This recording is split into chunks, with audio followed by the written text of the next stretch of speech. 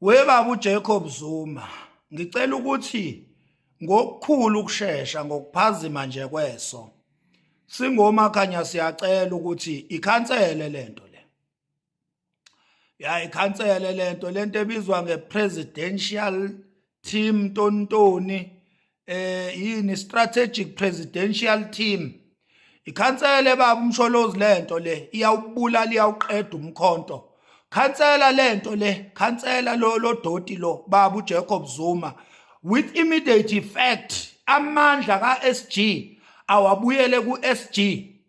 Lento ekuthiwa i-strategic presidential team bathi yini leyo nto nje ikhansele baba uZuma, ikhansele baba umsholozi.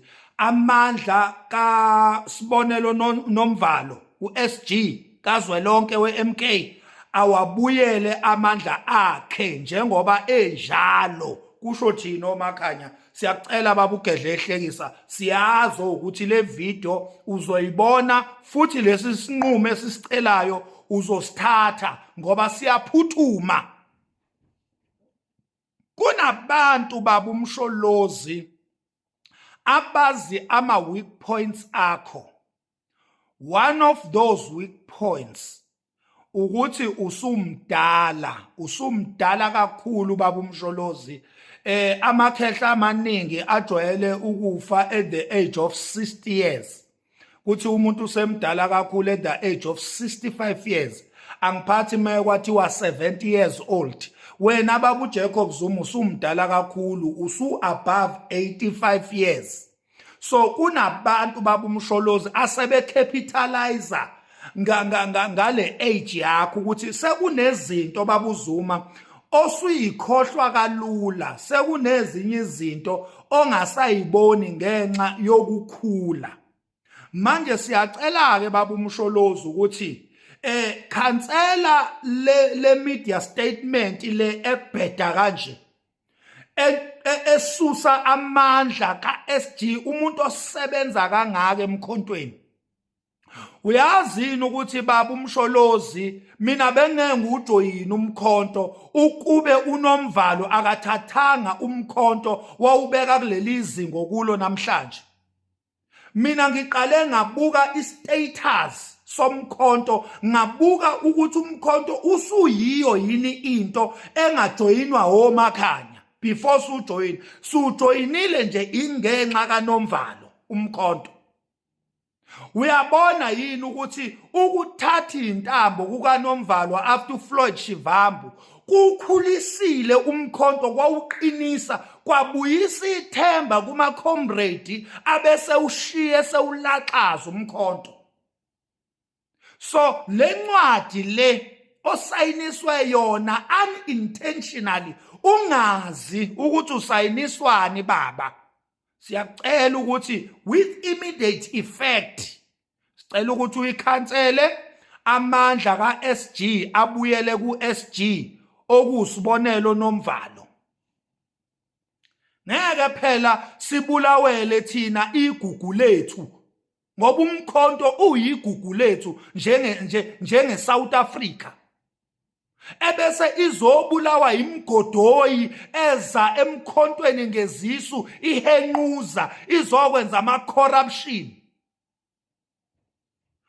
uDuduzile Zuma okuyindodana yakho baba, uDuduzile Zuma lo owamxosha emkhontweni uyena benonhlamulo ndlela nalomfazi lo mama lo oyi-MP lo okumele naye axoshwe, lo ukhanyisile lo esimazi thina la kuma socials ngokuxoxa imlando, naye imlando eyimsangano.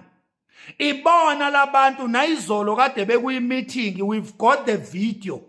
Kade behlangene izolo noDuduzile Zuma noNhlamulo Ndlela kade behlangene kuyi-meeting beyokhanda itulo against uSG Nomvalo.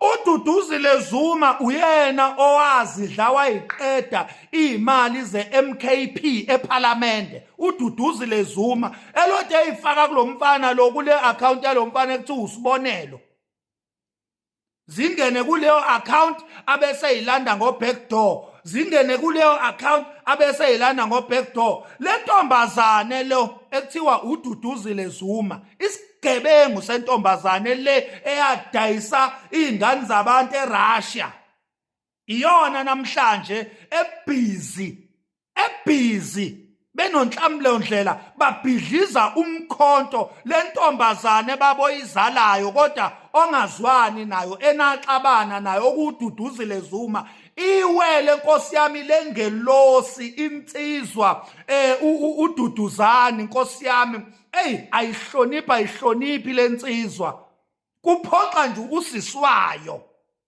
uDuduzane. Duduzane mfowethu, ngiyakubonga mfowethu Duduzane ukuthi ungasayidi newele lakho elikhohlakele. Ngiyabonga Duduzane ukuthi ungasayidi newele lakho elisikhohlakali.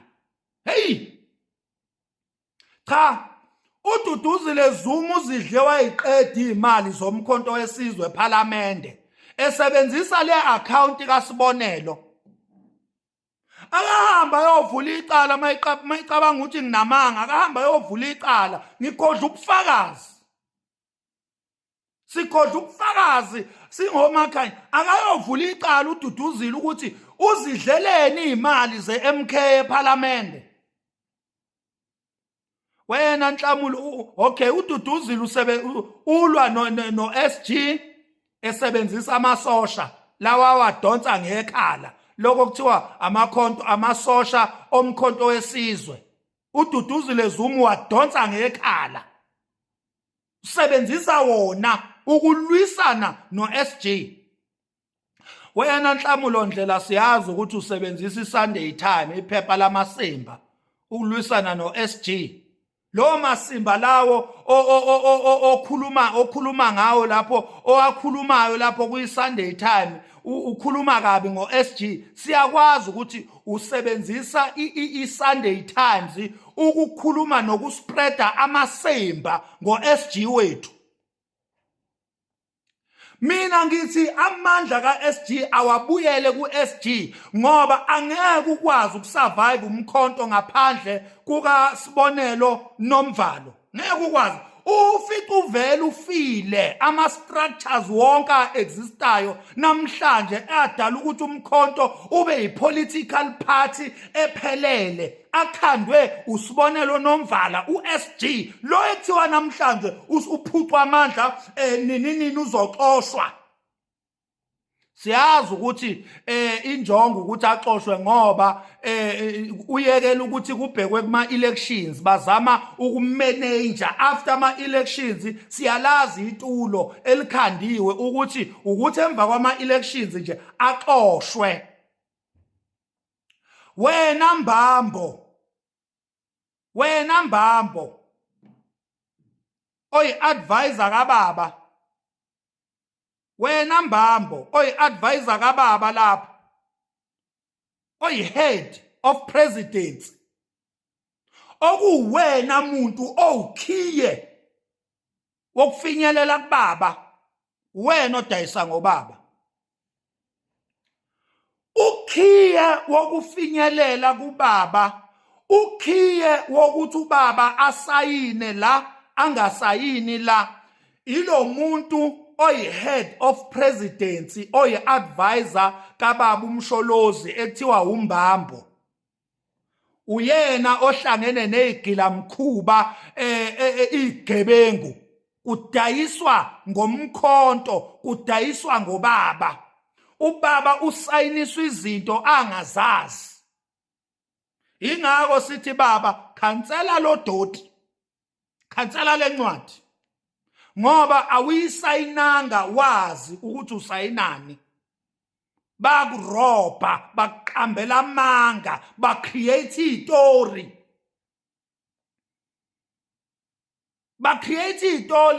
bathi uNomvalo umbulali, uNomvalo ufuna ukubabulala. Mshipheni mshipheni. Angikholwa mina ukuthi wawungayikholwa amahemhemu imsangano leyo ukuthi uNomvalo ufuna ukukubulala. uNomvalo isicwicwi isifundiswa